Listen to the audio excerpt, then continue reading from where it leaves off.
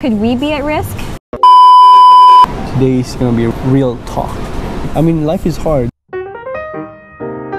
Today we will walk you through our thinking process when we were deciding on moving back to the Philippines from Canada. We will also talk to you guys about why we ultimately took that leap of faith and whether or not we regret it.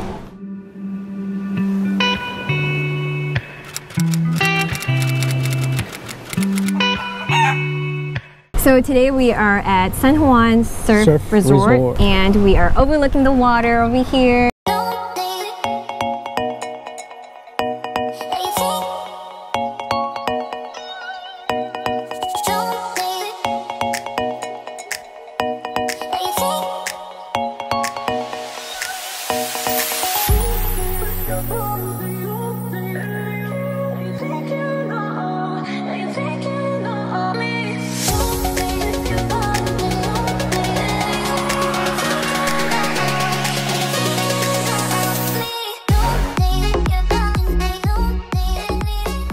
We apologize in advance, guys. We will not be sugarcoating anything today. Before we take a deep dive into this, we just want to clarify that what we made is a lifestyle choice. We're not saying that this is the best life or this leads to a happier life or this lifestyle is something that everyone should be aiming for. We're not saying that at all. At the end of the day, you guys know what makes your lives meaningful and what gives your life a sense of purpose. And based on your situation, financial capabilities, values, lifestyle preferences, we are all on our unique paths and we can't necessarily compare our life to others. But if sharing this journey inspires even at least one of you guys, then we've already accomplished something. So even before we left Canada, there's a lot of people who are shocked when we tell them, oh, we're moving back to the Philippines, and for understandable reasons. Before we get on to this topic, just a little bit about ourselves. So I moved to Canada when I was 7. Had a normal childhood over there. I graduated 2009, became a nurse. In 2010, I met Lan, and we clicked right away because we had the same mindset. We were so into retiring early. We were actively trying to figure out how we can be financially independent and retire early. But at first we had no clue about what we were doing. We were just grinding it out. I was working Monday to Saturday, day shift, night shift, evening shift, all the shifts. At the end of the day, we knew we had to invest the money that we are acquiring in order for us to achieve our goal. If you guys are interested about our financial journey, I'm gonna put a link up here so you guys can check it out. My family moved to Canada in 2001 when I was 14 years old, and I went straight to high school, graduated there. I did my undergrad, postgrad. When I met M, he was already working as a nurse. He supported me basically in the first year when I was working. The time that we started dating, we fell in love with traveling. We fell in love. We fell in love with traveling. Damn. She said I love you first. No, oh my God. I was gonna say, if you let me finish, around 2010 when we started dating, we fell in love with traveling. With the love of traveling, that also changed our mindset and how we view the world. Above ground level, is freezing out here, and we're like enjoying the view. Yeah, it took us out of our bubble, our little bubble in Canada, and we started realizing we're just a speck in this world or in this galaxy, but that's too deep. The places we've traveled, like Greece, Italy, all over Italy, Peru, South America, all over Asia for me, Hong Kong, Thailand. The things you see, like the people, the cultures, the scenery, the mountain, nature, everything. And you also see poverty in these areas, and it opens your mind. Regarding the poverty, it makes you wonder. You start asking the questions like, how come they're so happy still, even they're living under poverty? I mean, life is hard, don't get me wrong. We start to wonder, people who have less tend to be happy, sometimes even happier than the people who we know have so much. We know people who have a lot and have great jobs, but are not necessarily happy. Around this time, we realized a lot of things, and we started to wonder if there is more to life than just working and, you know, having a few vacation here and there throughout the year. Cost of living. The cost of living in Canada is very high, super high.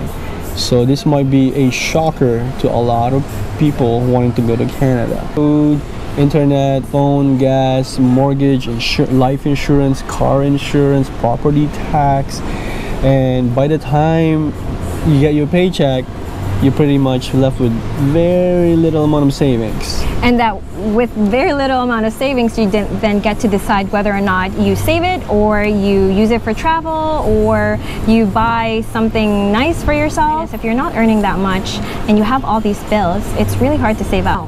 If you have a house, a car, and kids, yeah, the cost of living drastically goes up even more. It's a poll done in Canada that the average amount you would need to raise a child, 10 to 15,000 per year until they're 18 years old. You do get some sort of benefit from the government called child care benefits or something like that, but usually that's not enough. If you want to put your kids to like certain activities, you know, outside of school, the expenses do add up. Now, let's say you take time off work for whatever, health reasons or emergency, family leave. Once one stops working, the whole thing falls apart and you'll go bankrupt. So in the Philippines, our cost of living is significantly drastically low, about 90% lower. If you guys are interested in knowing how much we really spend here in the Philippines, comment down below and then we will create another video about that.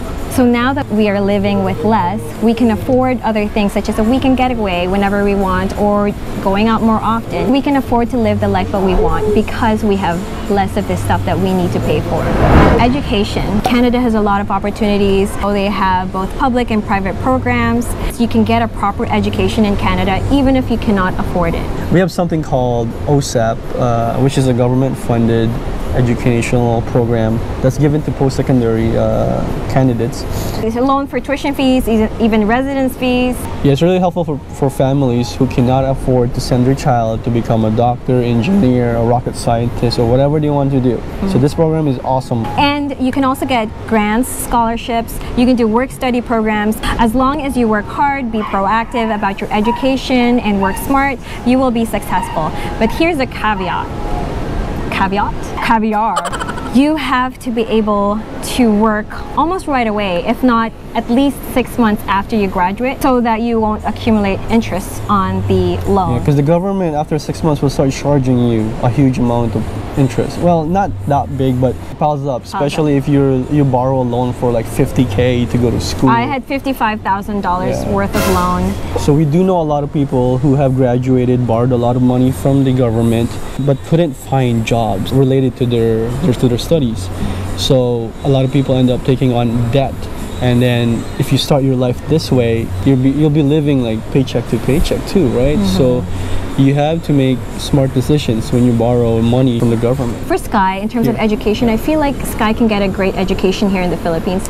Plus, she's also 2 years old. We can also discuss down the road, depending on her interests, or like we'll ask her to if she wants to pursue her studies in Canada or somewhere else. We'll fully support that. Yeah, we do want to put her to like private schools or Montessori schools. The great thing is there is a Montessori school like maybe 10 minutes away from our house. And there are lots of international schools here in the Philippines. Yeah. The other plus is that it's cheaper for private programs here. If you want to put her into piano lessons or even like art, it's more affordable to have it done here. So healthcare. So this is one of the biggest factors that's still in our minds till this day, because Canada has such an amazing healthcare. Speaking from a nurse's perspective, like we take care of our patients. We are always up to date with knowledge and knowledge application and stuff. Like every 6 months, we go to some sort of schooling, all right, to continuously update our professional development. In Canada or in Ontario, we have this thing called OHIP, which is the Ontario Healthcare Plan.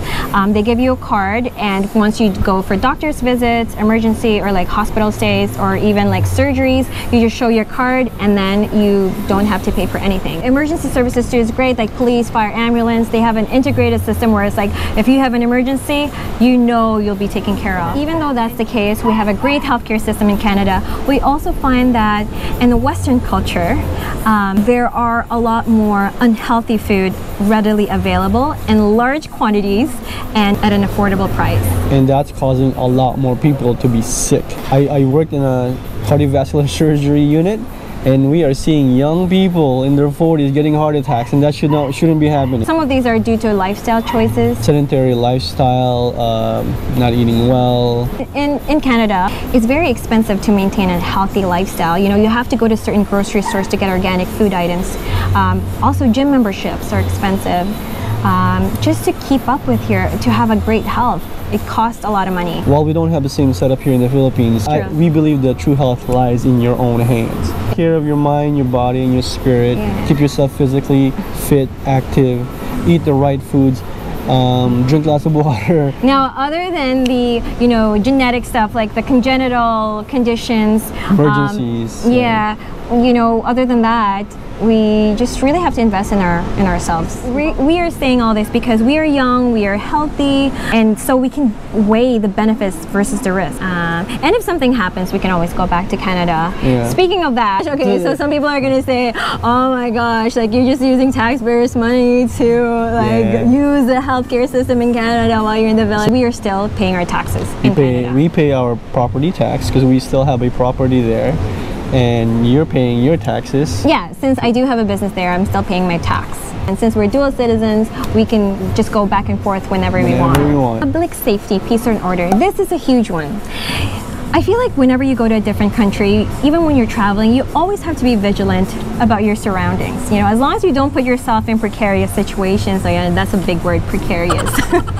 We brought that same type of thinking here in the Philippines, and we also have alarm systems set up in our home just for our peace of mind. Yeah, almost every home in Canada have some sort of like alarm system, cameras, CCTV, they call it here. We're doing the same thing here. And let me just point out, there are robberies, home invasions, you know, any other types of crime, they happen all over the world, even US and Canada. So we're not naive about certain things that can happen here in the Philippines, but you know, we just don't let that take away the joy of being here. As long as, again, we are prepared, we are vigilant, we're cautious about our surroundings. When you're living in fear, it does take away your sense of like being present in the moment. Overall, we've been here for about 3 months now. Now, do we regret it?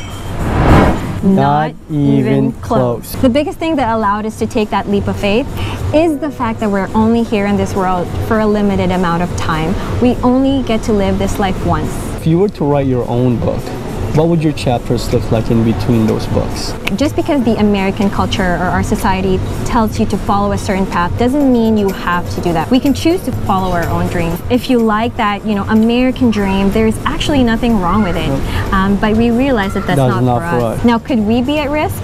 Yes. But we wouldn't be able to make it to the end of our lives knowing that we didn't at least try.